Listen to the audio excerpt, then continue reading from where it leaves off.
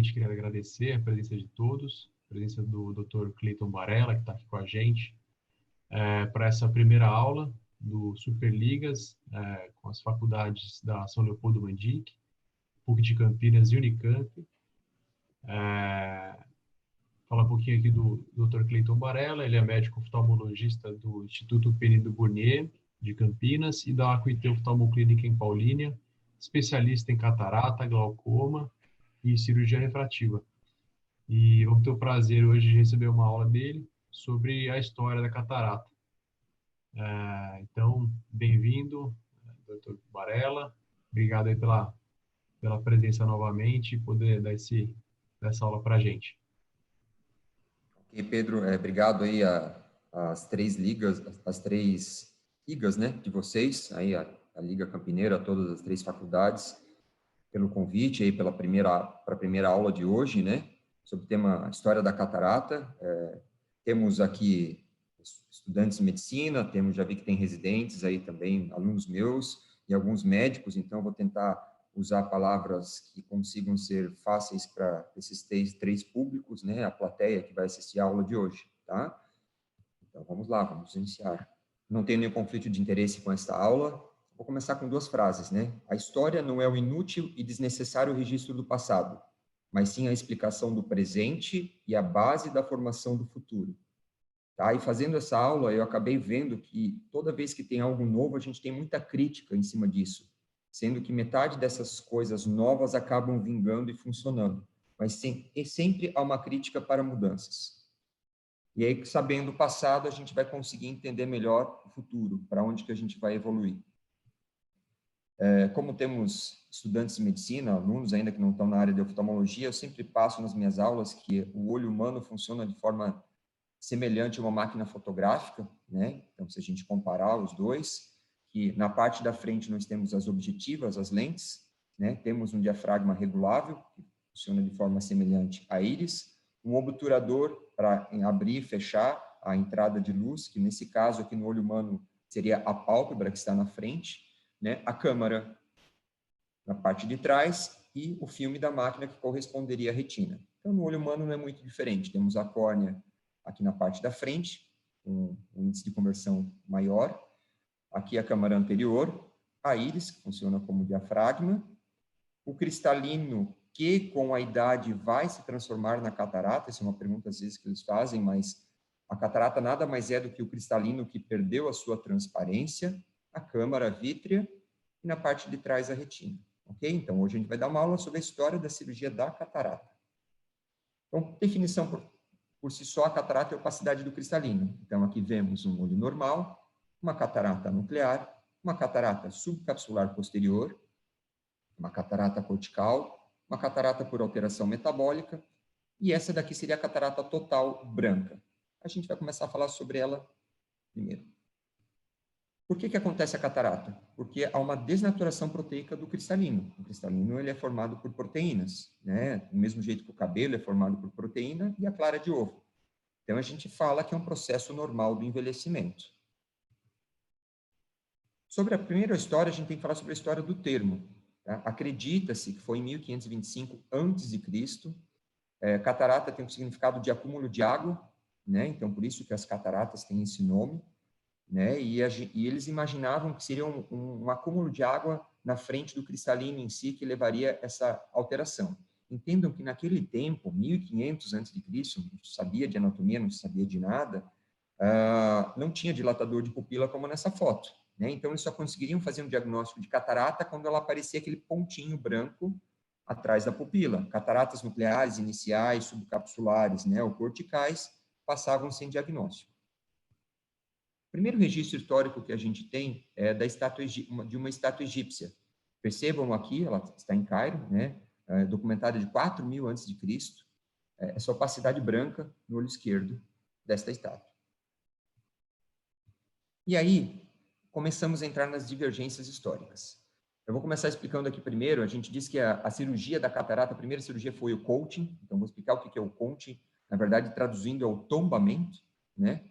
Então, aqui a gente não, mas eles pegavam uma agulha, um material pontudo, colocavam mais ou menos no limbo, na transição entre a córnea e a esclera, e com esse material pontudo, eles tentavam desinserir o cristalino, tá? E tombar ele para o vítreo. Então, não havia retirada da catarata, havia o tombamento, ele caía para trás, liberando todo o espaço.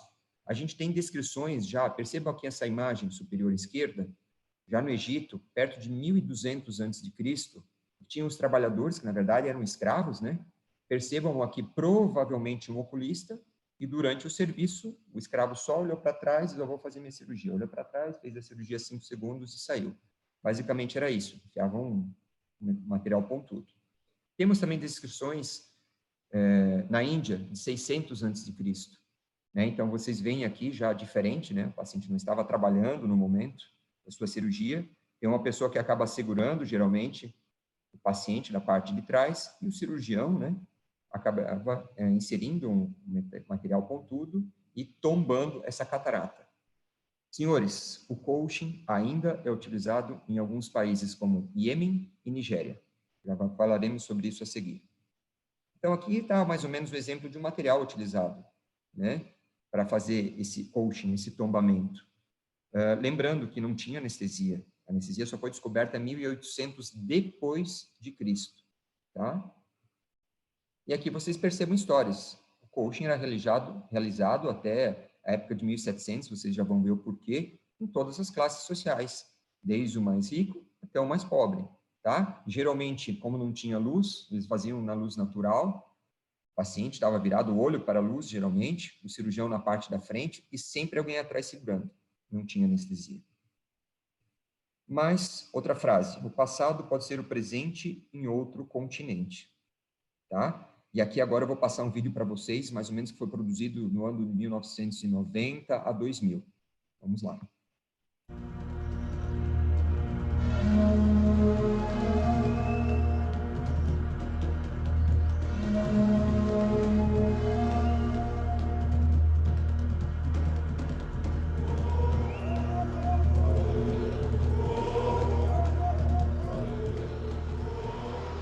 The Western eye surgeon worries about the best size of a rhexis, or the best type of implant, and he thinks that couching disappeared in 1748 when Jacques Daviel first demonstrated extraction. He may not be aware that in many countries on this earth, couching is still performed to this very day. In Nigeria, for example, some 200 couchers perform surgery and deliver eye care to a large percentage of the population.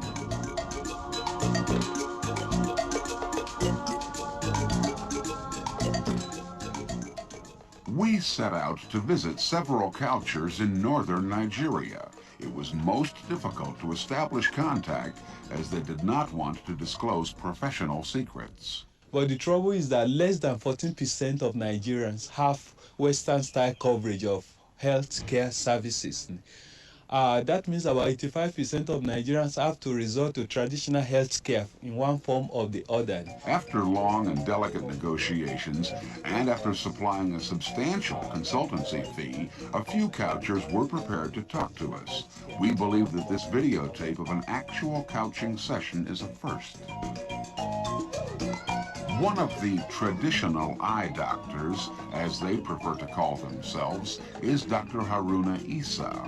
He lives in Kafanchan, a small provincial town 120 miles south of Kaduna. We followed Isa to his private hospital, one block down from his home on Main Street. He is presently adding some more patient rooms for better follow-up. The first of the patients is already waiting. Isa explains.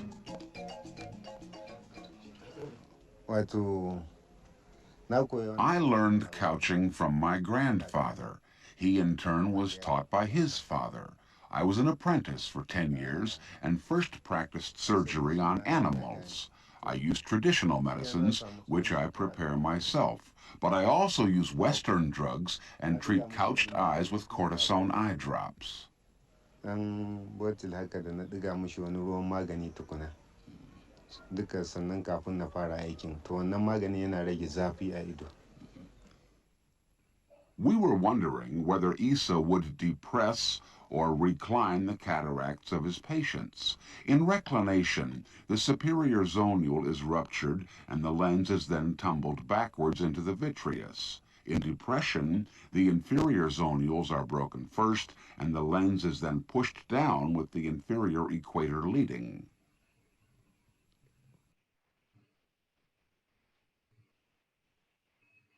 The first patient is prepared for surgery.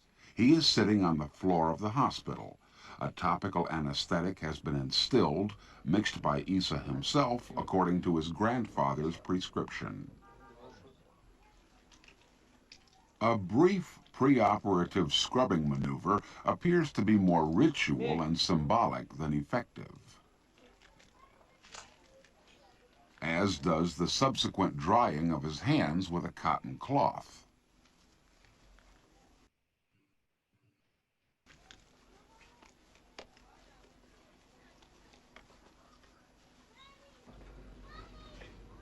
The use of a face mask also seems to be a loan from Western-style medicine.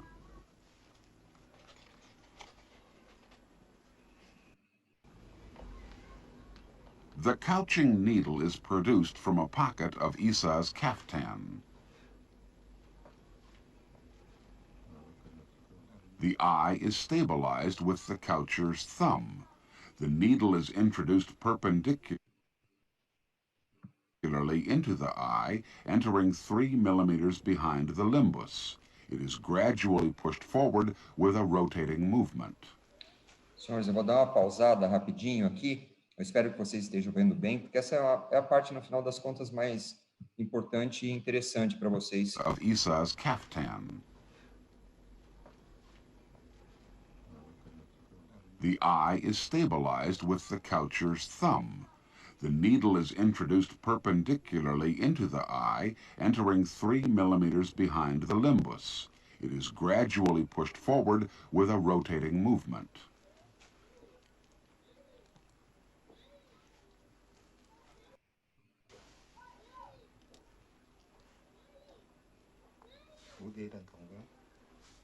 The needle tip is moved downwards and disrupts the lower zonule.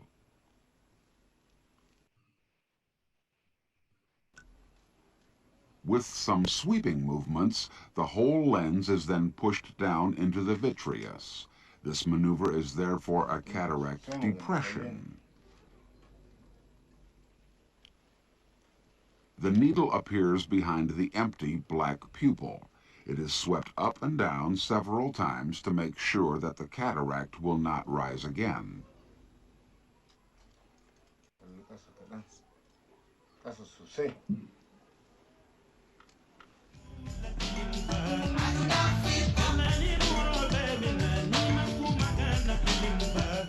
Some tears are wiped away from the patient's face. The patient opens his eyes and he can see. Dr. Issa demonstrates that he is now able to count fingers. Both he and the patient appear relieved.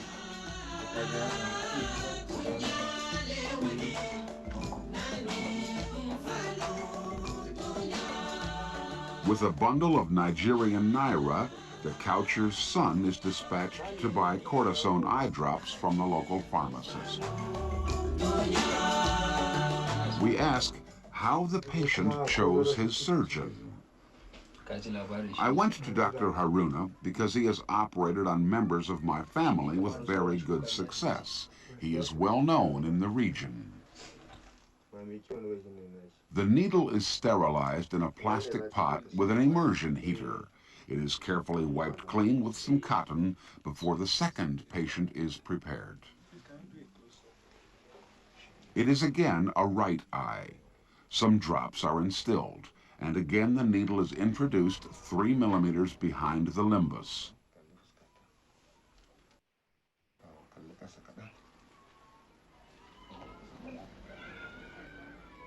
The lens is pushed down, and the same sweeping movements with the needle are performed to ensure safe dislocation.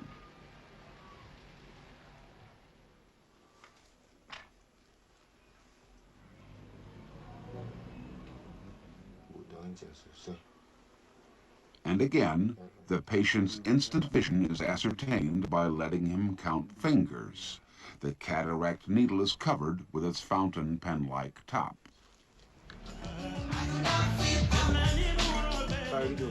After a couple of minutes, a more detailed functional examination is performed.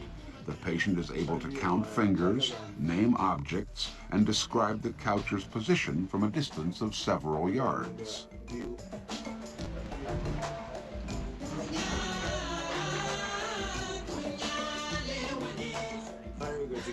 Both patients are happy and relieved.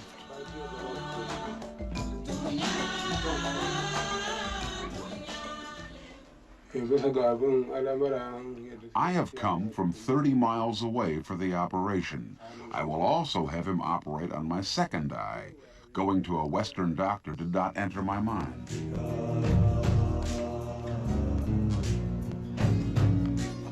About his surgery, Dr. Isa Haruna explains.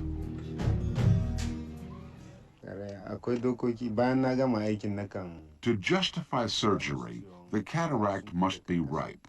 Ripeness depends on 3 signs. The cataract must be really white, the pupil should react, and the patient should be able to see light.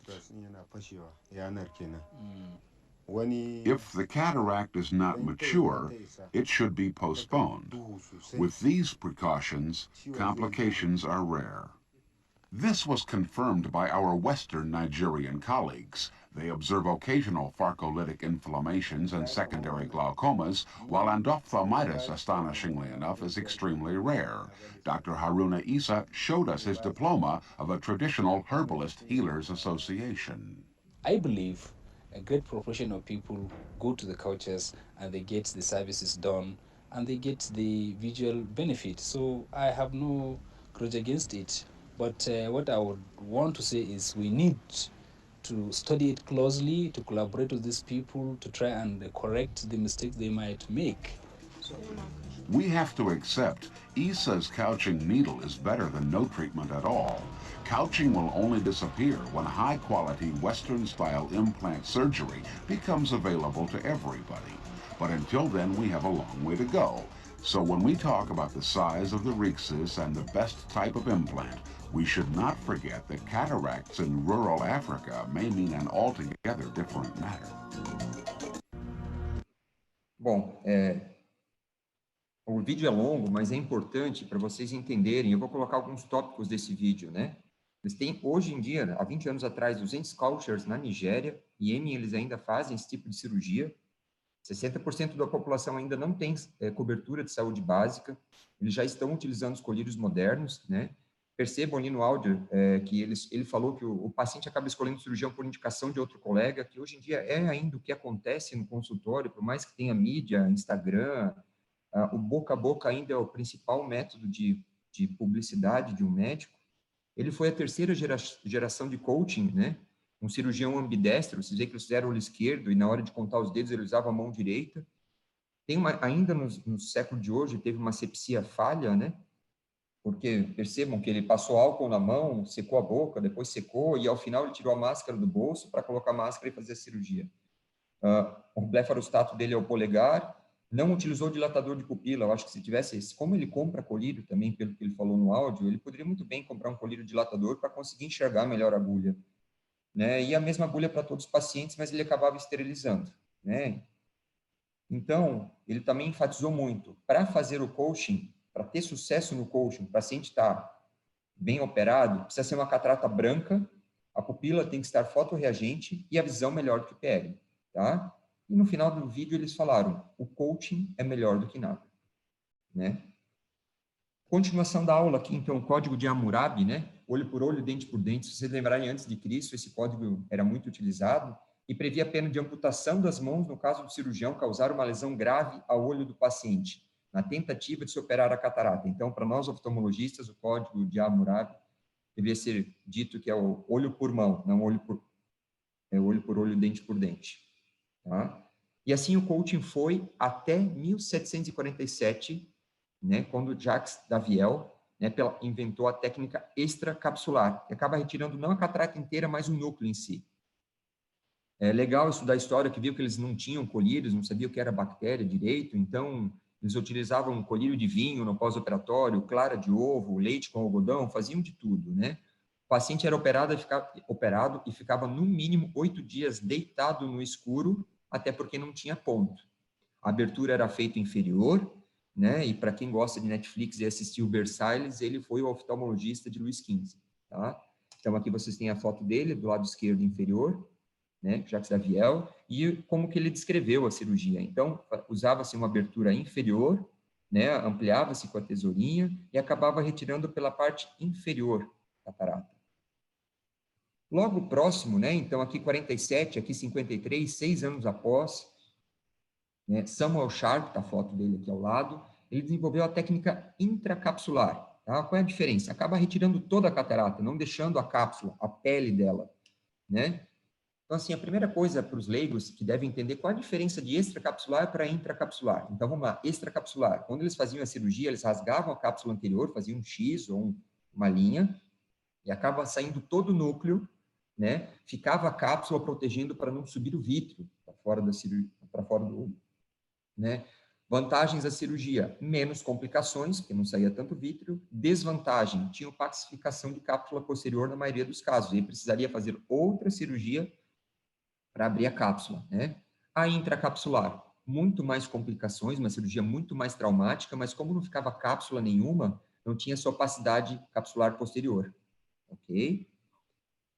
E assim foi, com as duas técnicas, principalmente a extracapsular, até 1865, tá? Quando von Graeff, oftalmologista alemão, né, inventou a faca de Graeff, von Graeff. Aqui a imagem dele, aqui a faquinha, né? Temos várias dessas faquinhas no Museu do Penny de Bournier lá, né? E ele falava que quanto mais afiada, menos dor para o paciente. Então, ela era super afiada. O que mudou? Então, em vez de fazer a incisão posterior para retirar a catarata, ele entrava mais ou menos às 3 horas ou às 9 horas. Se fosse extracapsular, ele na ponta ele já rasgava a parte da frente, saía lá do outro lado contralateral e puxava tudo para cima. Vocês vão ver isso nos vídeos na sequência, ok? Engraçado que hoje em dia a gente consegue digitar isso no Mercado Livre, tem até faquinha para vender por R$185, se vocês quiserem uma faca de von Graeff. Vamos lá, continuando. 1860 a 65, sutura de córnea, até lá não existia ponto, né? Foi por Henry Williams, né? Também muito criticado, né? O fio não era fino igual hoje em dia 10-0, era um fio muito grosso, né? Então muitos médicos não gostavam de dar ponto porque acabava ficando aquele corpo estranho muito grande. Então aqui, né, Henry Williams que fez o ponto, e muitos médicos já tendo ponto não gostavam porque ele era muito grosso e dava muita sensação de corpo estranho na parte de cima do olho, ok? E aí nós vamos saltando para 1830, anestesia geral. Não foi utilizada para cirurgia de catarata, tá? Mas só para vocês terem uma data. Foi em 1884, né, que Karl Holler, era amigo pessoal de Freud, tá? Desenvolveu o colírio de cocaína e ajudou muito, né? E aqui eu coloco uma foto do lado de vocês de um paciente que estava aguardando uma cirurgia de catarata em 1535. Percebam a cara de feliz do indivíduo, né? Amarrado 2 vezes em cada perna, 2 vezes em cada braço e na cintura aguardando para ser submetido à cirurgia. Então, imagine quanto mudou isso um colírio de cocaína na história da cirurgia. Vamos para 1907, Inácio Barraquer, né? A clínica Barraquer é uma clínica muito famosa no mundo inteiro, né? Na Espanha, e existe até hoje, que vai fazer quase 150 anos, né? Então, ele desenvolveu as ventosas de Barraquer. O que são essas ventosas? Então, na técnica intracapsular, né, para a gente conseguir retirar o cristalino inteiro, sem deixar a cápsula, ele desenvolveu essas ventosas. Então, são pinças que podem ter um motor do outro lado para fazer a sucção. Então, abria-se a córnea na parte de cima já, colocava-se a ventosa em cima do cristalino, apertava, e aquilo que acabava fazendo um vácuo, e arrancava-se o cristalino inteiro. Tá? Então, aqui tem fotos do próprio site da clínica Barraquer e a foto dele ao lado. 1959, 61, Tadeusz Kravitz, né? Pararam de usar a ventosa e ele introduziu a CRIO junto da intracapsular, né? E acabou reinando por 20 anos aí, tá? Como sendo a melhor técnica, tá? Então, faziam a abertura da córnea do mesmo jeito, uma iridectomia profilática, e eles acabavam pegando o crioextrator, na verdade, é gelo, né? Ele congela na ponta e acaba grudando de uma forma muito forte no cristalino e conseguem arrancar muito fácil. Aqui agora eu vou passar 2 vídeos. Entendo que quando a gente mostra vídeo antigo desse jeito, de 1900 e bolinha, olha como era feita a filmagem, tá? Isso aqui pode ter sido até na clínica do Barraqueira, não sei dizer, mas o médico está operando aqui em cima, olha a câmera e olha o cinegrafista na parte de cima, ok? Esse filme muitos já devem ter visto, um vídeo antigo, não tem áudio, então eu vou comentando durante ele. Tá? Como era feita a extração de catarata, percebam que o cirurgião estava vendo de uma outra posição diferente do cinegrafista. Esse vídeo aqui, como passou aqui, foi na Filadélfia, Estados Unidos.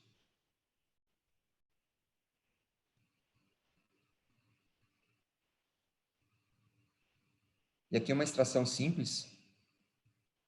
Deixa eu pausar um pouco para ver se melhora a qualidade.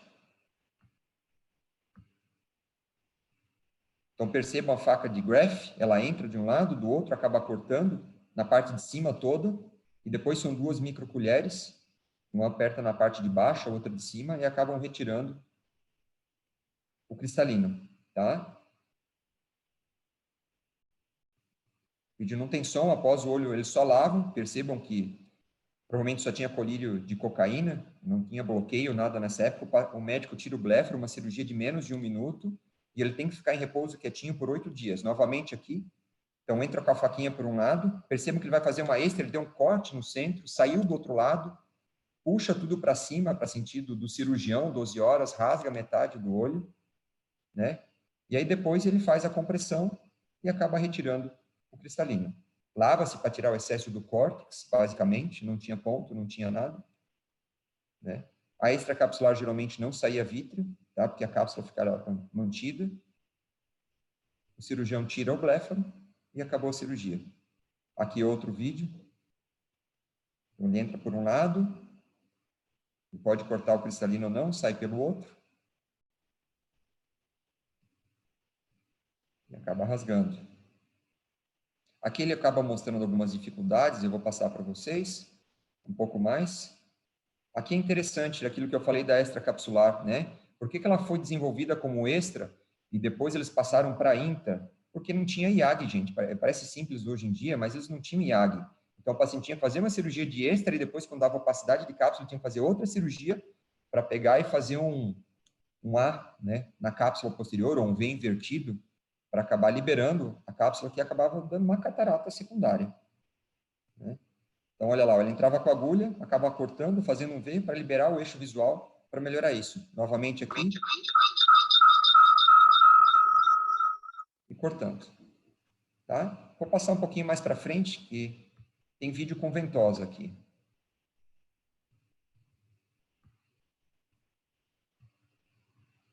Outra cirurgia, corta, sobe, tira.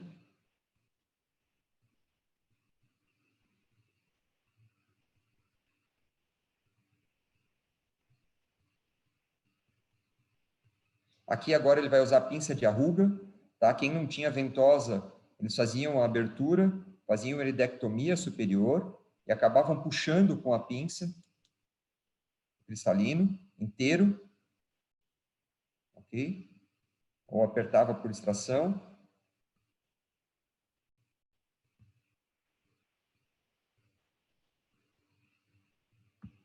Bom, vocês viram. E aqui um outro vídeo. Também em 1917, vocês lembram como era filmado, né? Cinegrafista em cima, pendurado. O blefaro era o auxiliar, na verdade. Puxava-se o olho para baixo. Nessa época já tinha colírio de cocaína. Entrava-se com a faquinha de Von Graff, que vocês já viram. Cortava-se de um lado para o outro. Puxava-se para cima. Tá? E agora vocês vão ver, eu acho que essa daqui é utilizando as ventosas de Barraqueiro. Então, eles vão fazer uma intracapsular. Olha lá, a ventosa entrando, ó. Entra, encosta em cima do cristalino. Pelo cabo é uma ventosa eletrônica já e acaba retirando como se fosse uma intra. Acabou a cirurgia, tá? Bom, e eu vou mostrar só que a intra acaba sendo utilizada hoje em dia ainda em locais onde a gente não tem acesso a vitreófago, etc. e tal. Vou passar aqui mais ou menos no tempo correto. Onde ele vai fazer uma crioextração. Ele coloca o gelo, congela o cristalino e acaba puxando o vítreo que estava luxado, o cristalino que estava luxado lá no vítreo. The surgeon next rocks or moves the lens back and forth in order to loosen zonular attachments. Então é isso que o gelo faz, tá? São essas opções que a gente tem para fazer a cirurgia. Percebam quanto o vítreo sai numa intra, tá? Mas não tem opacidade de cápsula posterior. Aqui um resumo da primeira parte da aula, tá? Então, o que aconteceu na história? Até 1700 a gente tinha só o coaching, o tombamento. 1752, Jacques Daviel, então, introduziu a extracapsular. 1800, aproximadamente, eles aperfeiçoaram a técnica de intracapsular. Anestesia, aproximadamente, aqui, 1800, 1820. A sutura chegou em 1860. Né? A incisão linear periférica, 1864. 1884, anestesia local, anestesia retrobulbar em 1928, e percebam esses fluxos de intensidade de cirurgia de cada um. Quando a extra, que foi desenvolvida, depois a intracapsular, né? A lente intraocular, vocês vão ver mais para frente durante a aula, quando introduziu o microscópio cirúrgico, o crioextrator e o facoemulsificador em si. Ok?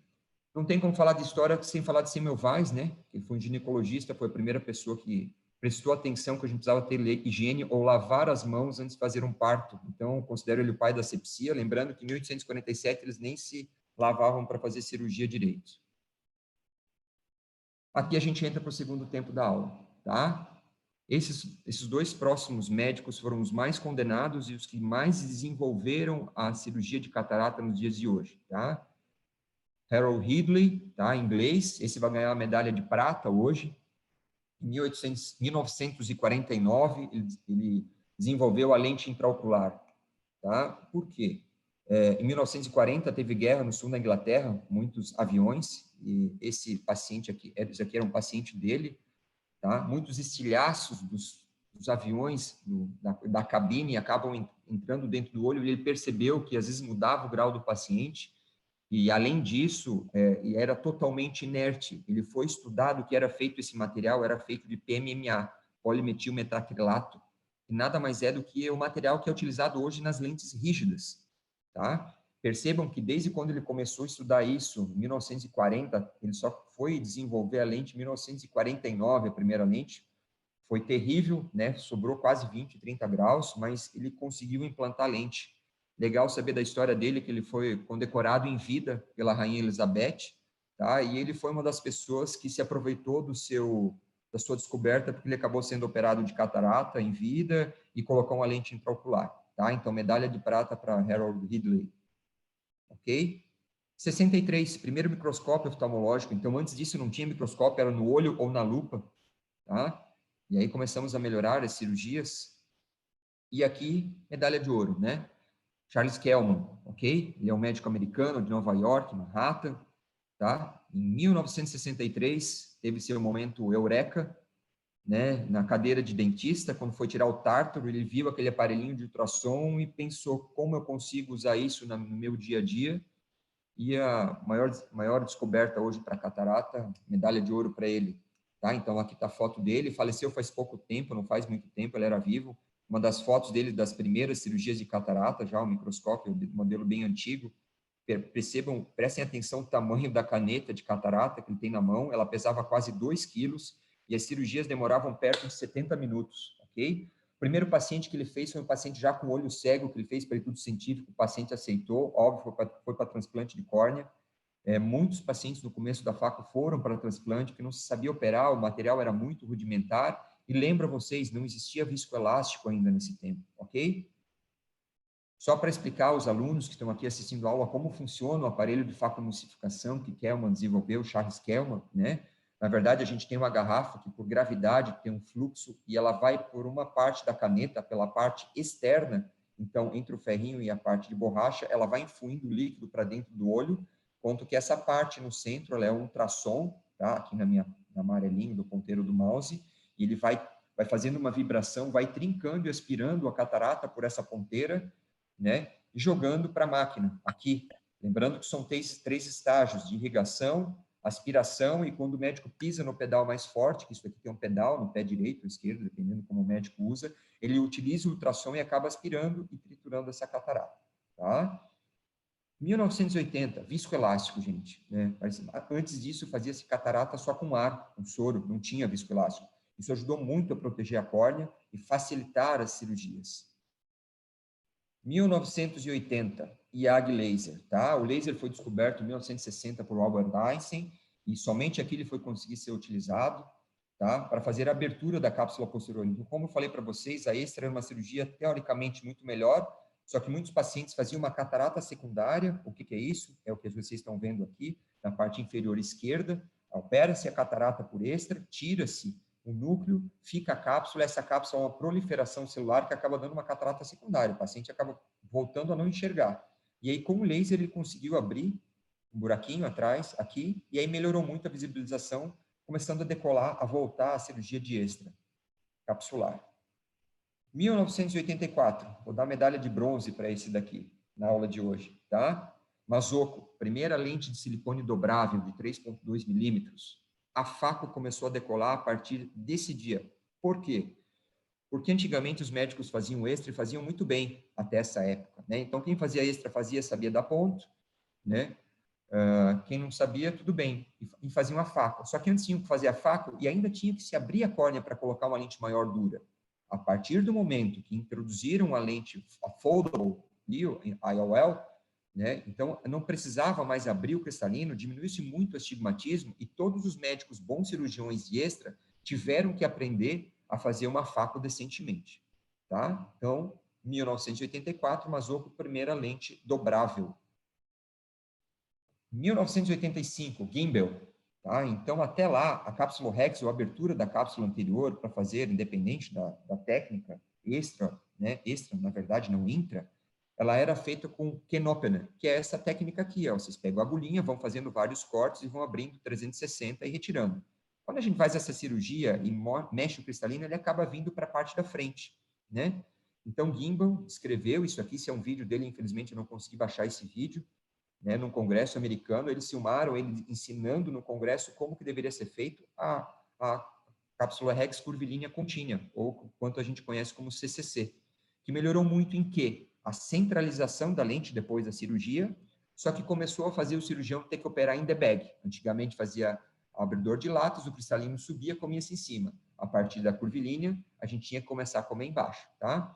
Esse vídeo aqui atrás é só para vocês entenderem uma imagem de microscopia eletrônica, como fica uma cápsula Rex curvilínea e como fica uma cápsula Rex feita por laser de femtosegundo, aqui do lado. Vocês vão ver mais na frente da aula. Tá? Então, por que até para a cápsula Rex hoje em dia é muito mais seguro, né, uma cápsula Rex curvilínea manual do que por laser?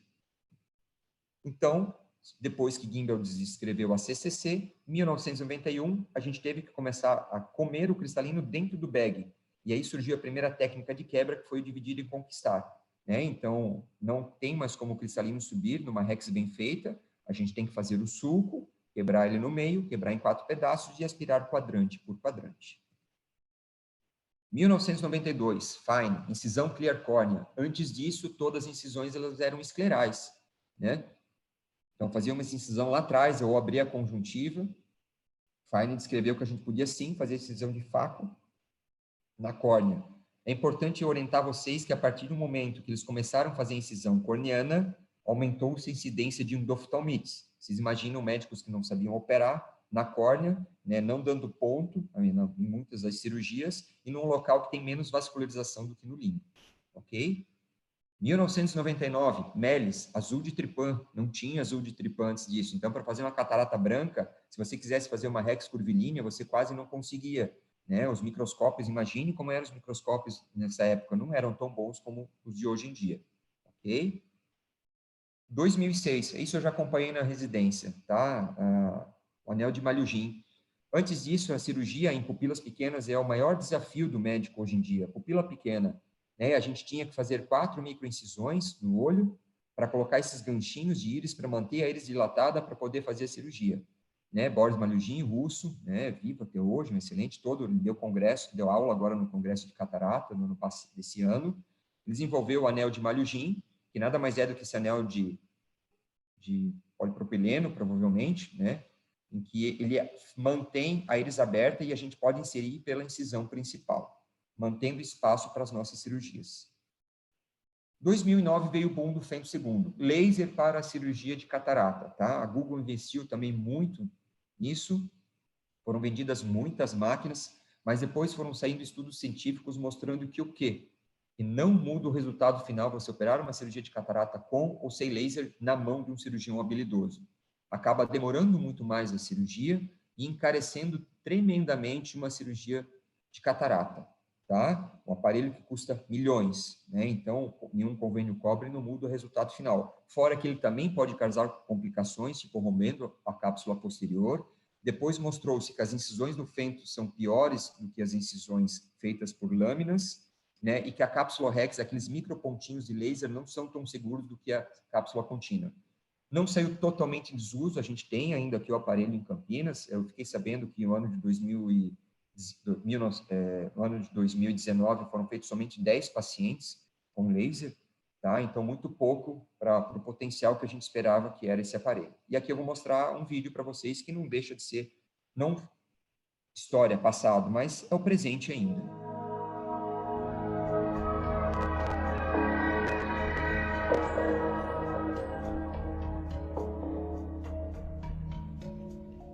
With recent technology advancements in cataract surgery, surgeons now have options that allow patients to make informed decisions on how their cataracts will be removed. One such advancement has been the introduction of laser refractive cataract surgery with the LensX laser. The LensX laser is designed to bring a new level of accuracy and reproducibility to refractive cataract surgery. By automating some of the most challenging steps of cataract surgery, the LensX laser allows the surgeon to create precise, repeatable incisions using an image-guided laser. Cataract patients now have the following 2 options: standard cataract surgery or laser refractive cataract surgery. Cataract surgery involves corneal incisions, capsulorhexis, a circular hole in the capsular bag, lens fragmentation, phacoemulsification, intraocular lens insertion, and incision closure. The LensX laser can assist with some of the most challenging steps. Standard cataract surgery starts with the creation of an incision through the cornea, utilizing a scalpel in order to allow the surgeon access to the cataract. LensX provides customizable laser precision and reproducibility in the creation of the incision.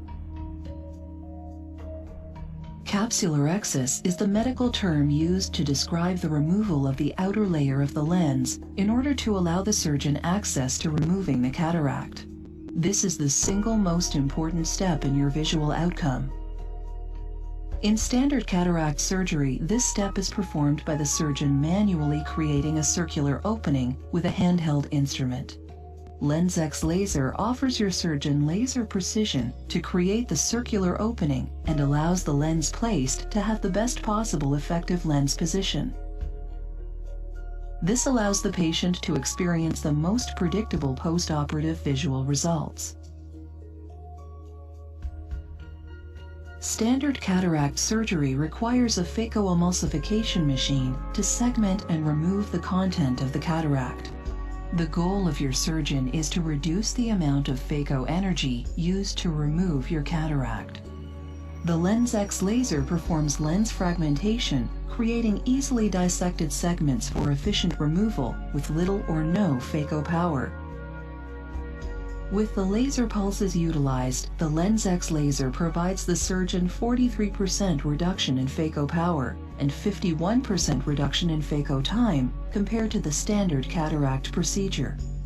LensX Laser Refractive Cataract Surgery offers a new level of precision and reproducibility in ophthalmic surgery.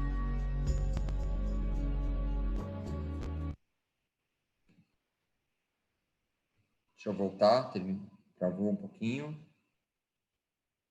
Ok. Laser em si, né? Até hoje em dia a gente recebe paciente no consultório, doutor, a cirurgia a laser, ela pode ser feita junto com o laser, tá? Eu não indico o laser porque não muda o resultado final da cirurgia, tá? Mas tem que falar para o paciente que o laser não tira. A cirurgia moderna ainda é feita com faco fragmentador para retirar a catarata. O laser só vai cortar para auxiliar o cirurgião que acha necessário. Final, né? Por que hoje em dia a gente tem um sucesso, né? Então, além de medalha de ouro, bronze e prata, que eu já passei agora, vou dar outra medalhinha, que é a himetropia, que a gente acaba esquecendo. A biometria é de suma importância hoje em dia para o sucesso da cirurgia de catarata, né? Desde o Ridley, que desenvolveu a lente, até a gente indicar uma cirurgia para um paciente e deixar ele sem óculos. Então, hoje em dia, a cirurgia de catarata é uma cirurgia refrativa, graças a todos os estudos, as lentes e as grandes fórmulas que a gente tem nos dias de hoje, desde o SRK, ok? Onde estamos hoje em dia? Eu sei que tem muitos alunos, alguns nunca viram como é uma cirurgia de catarata. Eu vou colocar uma cirurgia minha nos dias de hoje, tá? Como funciona. Então, o paciente aqui está bloqueado, eu aprendi a operar com bloqueio, mas pode ser com colírio. A gente pega uma faquinha de 2,2 ou 2,75, faz uma incisão no olho do paciente. A gente coloca o viscoelástico, que vocês viram que não existia antigamente, para facilitar, para manter esse espaço. Ok? E aí, na sequência, a gente entra com Altrata, faz a capsulotomia curvilínea anterior, a cápsula Rex, que vocês viram, foi desenvolvida por Gimbel, né? Antigamente era Ken Opener. Então, a gente acaba tirando essa pelinha anterior. Esse vídeo aqui é um vídeo meu, eu não editei, tá? É o vídeo inteiro, uma cirurgia completa. Foi uma cirurgia sem complicação, duração de 5 minutos a cirurgia, tá? Sem edição. Então, depois que a gente tirou a pelinha, a gente faz incisões acessórias. Cada médico tem um jeito que ele prefere de fazer a cirurgia. Uma incisão acessória ou duas. Tá? Eu opero com 2 incisões acessórias de 1 milímetro, fora a outra.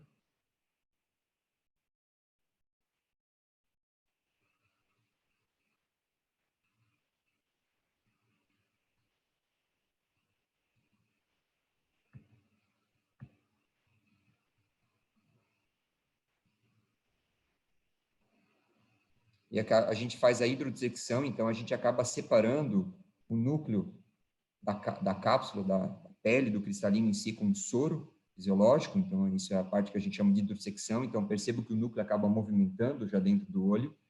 Aí, nesse momento, demora um pouco para a caneta de faco fragmentador, que não tem mais 2 quilos, né?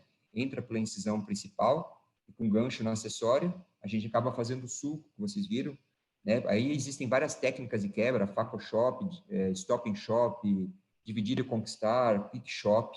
E a gente, pelo menos nessa cirurgia, eu fiz o stop and shop, a gente faz um sulco no meio, quebramos a catarata no meio, o núcleo dela, pelo menos, tiramos, e aí a gente começa com a canetinha do faco fragmentador, né, aspirar esse cristalino, né, faz um vácuo, ele puxa, e a gente pisa no pedal, ele acaba usando o ultrassom, e a gente acaba comendo a catarata na parte anterior do olho. Então, percebam que a gente vai retirando os pedaços de baixo para cima, um por um, ok? A partir do momento que a gente come todos os pedaços, né, a câmera não colaba porque tem um líquido que entra por fora e sai pelo meio, pela caneta. Depois que terminou de aspirar, a gente tira a caneta, entra com a irrigação e aspiração e acaba tirando o córtex da catarata, que são essas pelinhas que acabam ficando grudadas na pele principal para fazer a limpeza, né? Terminando aqui, a gente entra com a lente dobrável. Então, ela entra igual um rocambole, um buraquinho de 2,2 milímetros, vai abrindo lentamente lá dentro, né? E depois, ao final, a gente só tira o viscoelástico que a gente teve que colocar para inserir essa lente. Então, a lente está lá dentro da bolsinha, dentro do bag, dentro da pele da catarata, tá? E terminou a cirurgia. O paciente fica com tampão ou não, dependendo do tipo da anestesia, né? E no outro dia ele já está enxergando melhor, dependendo da dureza da catarata e se teve complicação ou não. Bom, importância então da aula, né? Catarata é a cirurgia mais feita no mundo, até porque nós temos 2 olhos, tá? Olhos que operam também serão operados. Vocês viram o que aconteceu com Ridley, ele acabou se beneficiando. Então, até que prova o contrário, todos nós, nos dias de hoje, faremos uma cirurgia nos nossos olhos, né? Porque a idade média de cirurgia hoje é de 65 a 70 anos e a gente espera viver mais do que isso, tá? Percebam nessa curva de vida que nos dias até agora, 2025, a sobrevida no Brasil vai chegar perto de 69 anos. Então, a maioria dos pacientes serão operados e a gente estima que aproximadamente 95% dos pacientes vão chegar até essa idade mais ou menos de 65 anos, tá? Importância porque é um sentido, né? A visão é o principal sentido de interação com o mundo. Das cirurgias oftalmológicas, é a cirurgia de maior impacto na visão, né? A gente acaba ganhando muitos presentes de pacientes de família, coisa que acaba não ganhando, às vezes, de uma cirurgia de glaucoma, que a gente só opera para conseguir estabilizar a visão, não melhora a visão. E hoje em dia as complicações cirúrgicas são muito baixas, menos de 1%. Famosos, né? Cultura, o que eu tenho que passar de história, tá? Claude Monet, se vocês digitarem no Google, vocês vão ver as imagens que ele pintou, né? A ponte japonesa aqui, no tempo que ele não tinha catarata e depois com catarata, né? Aqui eu fui visitar, lá em Giverny, né? A ponte japonesa, então é um lugar muito bonito. E ele acabou depois operando, não teve complicação, mas reclamou muito depois da facia. Tá? Ele não teve complicação, mas acabou ficando com óculos fundo de garrafa, quem não coloca lente naquele tempo não tinha, fica com quase 13, 14 graus, ele achou que foi a pior coisa da vida dele ter operado. Pior que Claude Monet, só Johann Sebastian Bach, que acabou fazendo coaching nos 2 olhos e dizem que ele acabou morrendo por causa da cirurgia de catarata, que acabou ficando cego dos 2 olhos. Tá? Avanços agora, vamos olhar para frente, né? O que eu imagino que logo teremos? LIOS, lentes intraoculares com antibióticos nas 2 perninhas e anti-inflamatórios.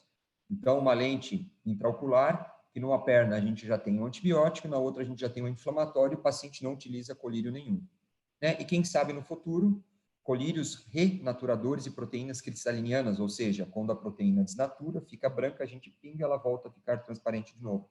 Quem sabe daqui a muitos anos, né?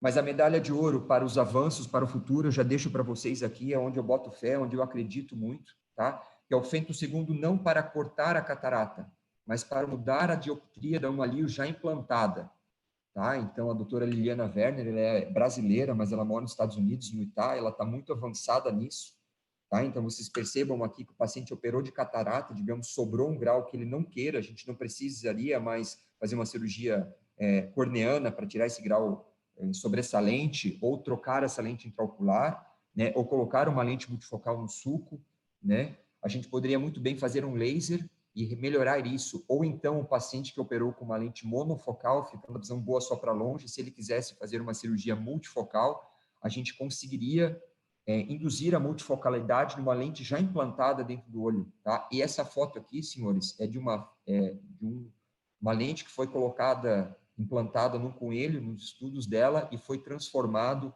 em lente multifocal após. Então, logo teremos novidades, e eu acho que esse sim é o caminho do Fento II, tá? Robótica, para finalizar a aula, que todo mundo fala, e aí, Barela, vai virar? Com certeza um dia vai, eu acho que está muito, mas muito longe, eu acho que eu não vou chegar a assistir isso, por quê? A cirurgia robótica, ela é delicada, ela é dependente da delicadeza da cirurgia. O olho, ele tem 12 milímetros em si, ali na córnea, para a gente operar. É um espaço muito pequeno. Imagina a delicadeza que precisa ter um robô e inteligência nas horas das complicações para poder fazer isso, né? Então, eu acho que isso daí vai encarecer muito. A gente viu o que aconteceu com o Fento II, e por não melhorar em nada, acabou não vingando. Mas, um futuro muito bem distante, com certeza, tá? Finalizo aqui com vocês, né? A gente olha agora para o passado, olha tudo, mas o que eles vão falar das atuais cirurgias daqui a 100 anos, né? Desse vídeo que eu mostrei para vocês daqui a 100 anos, que com certeza alguém vai ter cópia dessa aula hoje em dia, vai lá e diz, nossa, olha como é que eles operavam, né? Como essa evolução está muito rápida, como que vai ser no futuro? A gente vai olhar e dizer, nossa, como é que eu fazia uma cirurgia dessas, né? E a gente não tinha um pulo do gato, que com certeza alguma coisa de novidade vai ter, sempre tem, tá? Eu acho que é isso. Gostaria de agradecer muito a presença de todos vocês que ficaram aqui escutando essa aula de história, para entender o presente, saber de onde que veio o passado e conseguir imaginar um futuro. Tá? Obrigado mais uma vez pelo convite, do Pedro, todos os presidentes das outras 2 ligas, né, e todo mundo que está assistindo, e o Albert que está aí cuidando da toda a parte do Zoom para vocês conseguirem assistir essa aula. Muito obrigado. Obrigado a você, Barela. Excelente aula. Queria abrir agora para todo mundo perguntar. O Heitor, ele colocou uma pergunta aqui no chat. Vou falar para você aqui, tá, Barela? Ele perguntou com relação... Consegue me ouvir bem? Estou ouvindo bem. Opa, sumiu o chat aqui, deixa eu só abrir novamente. Com relação ao Fento II, como é que ficou a questão da fragmentação do cristalino em pacientes que não dilatam tão bem? Você tem um limite de cirurgia, tá? A gente evita. Primeiro que o Fento II, como eu falei para vocês, aqui em Campinas foi utilizado, até onde eu sei, menos de 10 pacientes no ano pré-pandemia, tá? Então, acabou sendo uma coisa de mercado, porque não vinga, não muda o resultado final. Tem que ter um limite mínimo, de 5 a 6 a pupila, senão não consegue se fazer o fento, tá? E já vi alguns vídeos médicos que fizeram a incisão, entraram, botaram visco, colocaram anel de Maillugin e fizeram o Fento II. Mas aí o risco de infecção de fazer o DOC, fazer o vácuo é muito grande.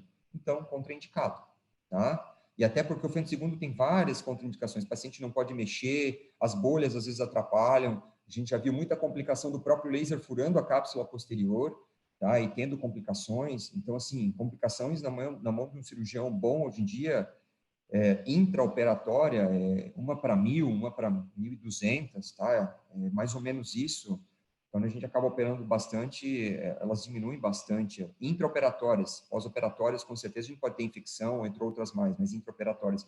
Então, eu não vejo o futuro do laser para a cirurgia de catarata em si, mas vejo muito futuro para manipulação de lente no pós-operatório. Então, eu vejo um futuro como se a gente colocasse a lente, que ela já aceitasse o laser, se moldasse, e já, sobrou 1 grau de miopia, eu quero tirar. Vai lá, faz, melhorou. Eu quero que esse olho fique multifocal, faz. Eu não gostei, eu fiz multifocal, não gostei. A Lilian já fez estudos mostrando de reverter. Eu fiz a multifocal, não gostei, reverteu para uma lente monofocal. Então, esperem que o futuro está aí, tá? E quando chegar, eu acredito. Né? Como toda novidade, uns acreditam, uns não acreditam. Eu nunca acreditei no Fento II para cirurgia de catarata, ele não está vingando, talvez por custo, mas eu acho que o Fento para lente vai ser o caminho, tá? Por mais que a gente tenha biometrias hoje em dia excelentes, que a gente tenha uma previsibilidade cirúrgica muito grande e grande satisfação dos pacientes, tá? Então, respondendo o Heitor ali, precisa dilatar a pupila, senão não tem jeito. Se quiser, você pode fazer incisão, dilatar com visco, botar azul, botar um anel de Maillugin e fazer o laser em cima, só que na hora que você faz o docking, você corre o risco de aumentar o vácuo, tá? E vazar e dar um problema maior. Então, contraindicado. É muito legal, assim, para vocês, alunos e os residentes. Eu, quando era reunião, não conseguia entender a diferença de uma intracapsular, de uma extracapsular, porque a gente vai aprendendo de orelhada, a gente vê o chefe fazendo extra, a gente não sabe. Agora, até eu acho que quem mais aprendeu com essa aula fui eu, que acabei fazendo, e é sempre assim, o professor sempre aprende mais, porque ele faz, ele vai atrás, investigar. Mas a diferença da intracapsular para extracapsular. Então, só para vocês entenderem, a intra pega a catarata, arranca ela inteira. Qual a vantagem? Você não tem a cápsula ali atrás, né? Então, fica tudo limpo. Só que vem muito vítreo, esse vítreo dá descolamento de retina, aumenta a infecção, aumenta um monte de complicação. A extracapsular nasceu junto, tá? Só que qual a vantagem dela? Menos complicação. Qual a grande desvantagem? A opacidade de cápsula. Eu peço desculpas pelos vídeos, porque são vídeos gigantescos, difícil de baixar, e agora, para passar nessa pandemia, com certeza acabou travando um pouco a imagem, pelo menos, talvez não no áudio, mas a imagem. A extracapsular, depois eles tinham que entrar de novo no olho, né, para fazer os cortes, para abrir a cápsula posterior no futuro, se tivesse opacidade de cápsula. Então, eis a diferença de uma intracapsular e de uma extracapsular, ok? Excelente, Barela. Olha, muito obrigado. Obrigado aí ao pessoal da Sociedade de Medicina e Cirurgia de Campinas, o Albert, que assessorou a gente aqui também. Muito obrigado. Albert. Excelente aula, Barela. Ficou muito claro, muito ilustrativo aqui o elogio do Rodrigo.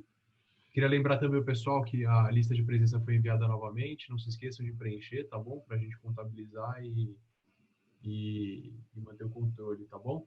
Varela, olha, brigadíssimo. Obrigado, a casa fica ao dispor. Sempre precisar, é só chamar. Estamos aí para ensinar. Ótimo. Obrigado. Obrigado.